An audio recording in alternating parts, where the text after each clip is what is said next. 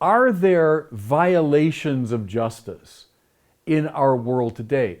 Obviously. Are there great social wrongs that need to be righted? Yes, absolutely. Can I suggest that the best way to address this is the way Martin Luther King did?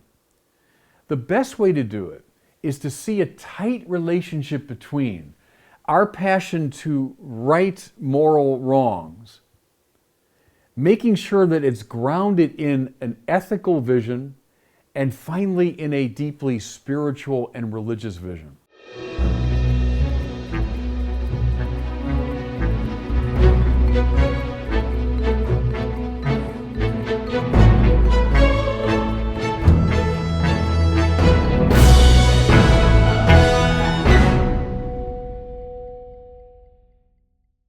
You know, a principal reason why the civil rights movement of the 50s and 60s of the last century was so successful both practically and morally was that it was led largely by people with a very strong religious sensibility. Now, the most famous of these leaders, of course, was the Reverend Dr. Martin Luther King Jr. And to see the connection between King's religious convictions and his practical work, I want to draw your attention to two texts, both from 1963. First, the letter from the Birmingham City Jail, and secondly, the I Have a Dream speech, which everyone's familiar with. The letter from the Birmingham City Jail is a very interesting text. So King had been in Birmingham, Alabama, leading a nonviolent protest. He'd been arrested. He's now in jail. And from jail, people actually smuggled little bits of paper and envelopes into him, and on these scraps of paper, he wrote this famous letter in response to a number of his fellow Christian ministers who had written him a letter saying, you know, Dr. King, we love what you're doing, we believe in it, but you know, you're going too fast. You're expecting too much of people. You got to slow down. So King writes this letter in response to them. And it's wonderful and surprising that this Baptist minister from the Deep South responds by drawing attention to a medieval Catholic theologian, namely to Thomas Aquinas. King makes reference in this letter to Thomas Aquinas' doctrine of law. Thomas said that positive law, that just means the everyday practical laws that govern our society, from traffic laws to tax legislation, etc., the positive laws, are just in the measure that they are grounded in, or they nest within, what Thomas called the natural law, by which he meant the basic principles of the moral law, right? So positive law should reflect a moral vision. And then finally, the natural law, Thomas says, is grounded in the even more fundamental eternal law, which is identical to the mind of God. So King is saying in the letter from the Birmingham City Jail, I'll tell you why I'm opposed to these unjust Jim Crow laws. They're not just bad laws. They're not just unfair and immoral. They're finally an affront to God. And that's why, he says to his brother ministers, that's why I don't think we can delay. That's why we have to act. Now, I have the text here. I want to read you some of the things in King's own language. So here's from the letter. One may well ask, how can you advocate breaking some laws and obeying others? That's what the ministers had said. King goes on. The answer lies in the fact that there are two types of laws, just and unjust. I'd be the first to advocate obeying just laws. So he's saying, look, I'm not in favor of disobeying every law of the society. One has not only a legal, but a moral responsibility to obey just laws. Okay, fair enough. But then he contrasts these sharply with unjust laws. Listen. Conversely, one has a moral responsibility to disobey unjust laws. I'd agree with St. Augustine. An unjust law is finally no law at all. Then, to make all this really clear, he refers to St. Thomas Aquinas. Now, what's the difference between the two? One has to determine whether a law is just or unjust. A just law is a man-made code that squares with the moral law and with the law of God. An unjust law is a code that's out of harmony with the moral law. To put it, and I'm still quoting King here, to put it in the terms of St. Thomas Aquinas, an unjust law is a human law that is not rooted in eternal law and natural law. Now, for my money, it's one of the best summary statements of Thomas Aquinas' treatise on law. And you find it here in these few lines in King's letter. My point, everybody, is that this is not just pious boilerplate. He's not just giving you a few nice pious lines here. He's articulating the very ground and source of his practical activity in the social sphere. It's finally a moral responsibility and an eternal obligation. Okay, the very same dynamic is on display now. A few months after he writes that letter, he appears in the summer of 1963 on the steps of Lincoln's Memorial at the Great March on Washington, at the culmination of which he gives the I Have a Dream speech. Now, what's interesting here is he's not giving a sermon. Now, King was a minister. He knew how to give a sermon. This wasn't a sermon. It was a political speech advocating social change. But attend to the kind of language he uses. And again, I want to read some of it directly.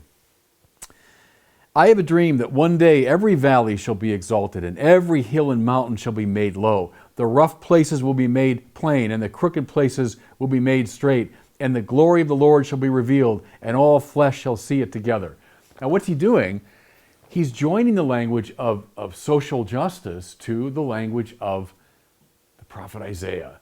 The mystical vision of Isaiah is undergirding the moral and practical recommendations that King is making in his political speech. Politics grounded in morality, which is then grounded in God's law. And then this, of course, the famous conclusion to the speech, which so artfully blends the lyrics to a famous patriotic American song and the lyrics to a song that King and his family would have sung in church. Right? So listen. And when this happens, when we allow freedom to ring, when we let it ring from every village and every hamlet, from every state and every city, we will be able to speed up that day when all of God's children, black men and white men, Jews and Gentiles, Protestants and Catholics, will be able to join hands and sing in the words of the old Negro spiritual, free at last, thank God Almighty, we are free at last. Once again, in his reading, the political nests in the moral, which nests in the eternal. That's Thomas Aquinas, and it's Martin Luther King.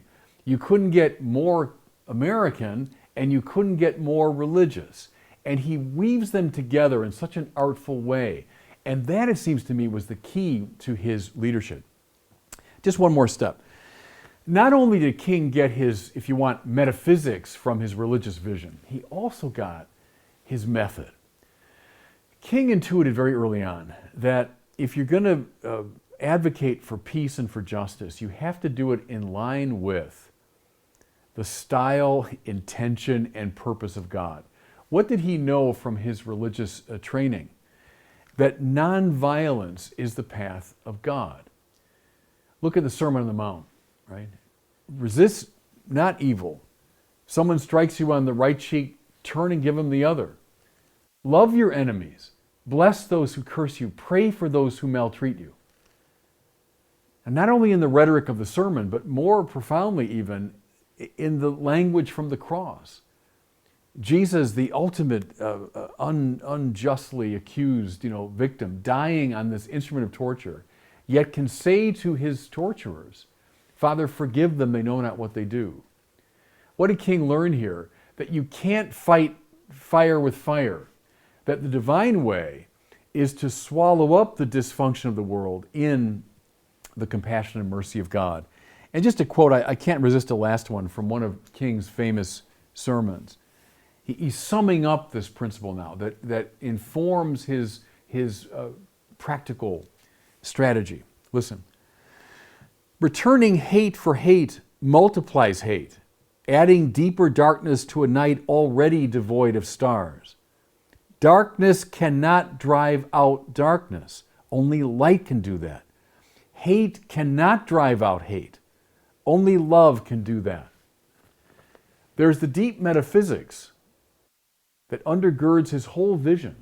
And then there's this spiritual strategy, if you want, that's grounded in the New Testament. So here's where I'm going with this, everybody.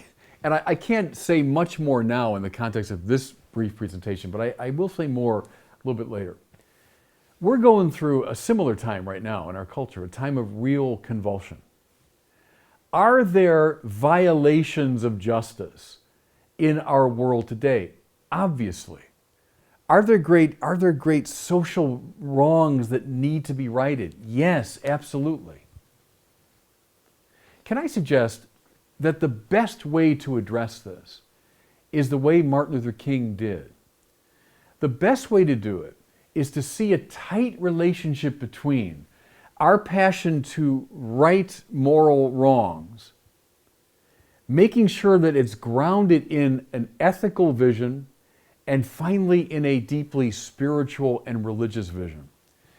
As we look at the admittedly deep injustices in our world today, can we see in Martin Luther King this great political figure and this great religious figure, perhaps the best lodestar as we consider how best to respond to our situation? Thanks so much for watching. If you enjoyed this video, I encourage you to share it and be sure to subscribe to my YouTube channel.